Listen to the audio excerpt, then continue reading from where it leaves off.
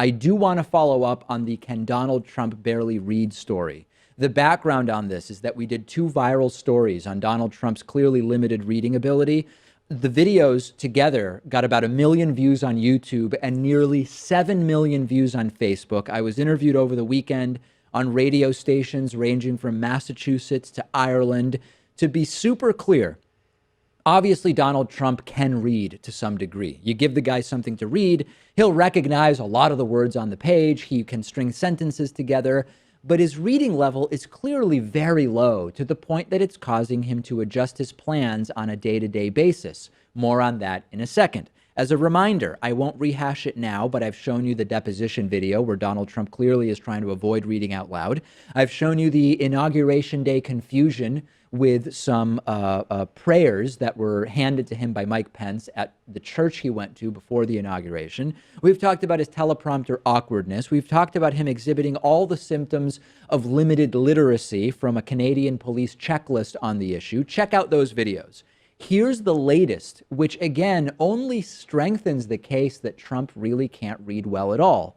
Remember that bizarre situation with the Japanese Prime Minister Shinzo Abe I told you about earlier in the show, where Donald Trump pretended to understand Japanese, as we covered, nodding along to the Prime Minister's comments while not having any earpiece in for translation? We focused on what Shinzo Abe said, but what Trump said, or didn't say, more importantly, actually tells us a lot. Donald Trump had some prepared remarks to make, and they were captured in a picture by Reuters. As you can see here on this image, this is a document at the top you can see says POTUS remarks. It says a lot about, in the first paragraph, Japanese Defense Forces, about a ballistic missile program, several pages. Trump didn't read it. It was there. He was expected to read it. He just skipped the entire thing. And later, a senior administrative official says, oh, that was a joint statement that we decided not to make, saying that basically, oh, Shinzo Abe spoke first, so there was no need for Trump to read it. It's plausible, but again, it continues to build this unmistakable trend of Trump not reading out loud, if at all possible. We've also now learned, and this is where it's just getting completely over the top, Pat, we've also now learned about the growing problem with Donald Trump getting stuff to read all the time from staffers and not reading it. You know, he is the president. Sometimes you have to read stuff. And more, we're learning that Trump just won't read anything more than a few bullet points. And now there is some damning new reporting on this. Last week, I told you that basically everything had to be reduced to one full page with 8 to 10 bullet points for Donald Trump to read it. There's a New York Times article from yesterday. The latest is that now Donald Trump has to be given a single page with lots of graphics and maps and only a few bullet points. Even 8 to 10 bullet points is too much right now. Here's a quote from yesterday's New York Times article.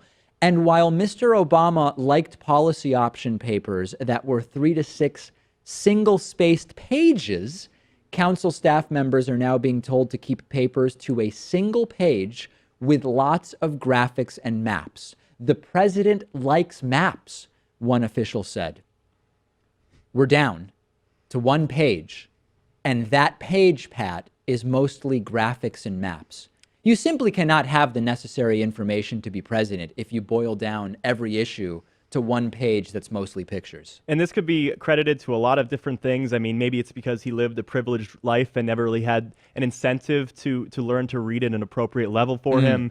Maybe it's lack of intellectual curiosity, or maybe it's a learning disability of some sort. Increasingly suggested. Yeah, and I mean, that would be, of course, nothing to make fun of, but he would still have to be open about that. And really, he could even turn around to his advantage and say, despite the fact I have this learning disability, Absolutely. I was able to be elected in this country. I mean, Yeah. What a great story, but I think he would have to show some humility there. The president is basically requesting the presidential equivalent of picture books. This is what we're dealing with. And you know, because the Trumpists are hugely anti-intellectualist, they may actually see this as some kind of a bizarro strength of sorts. But the case continues to grow that Donald Trump can barely read.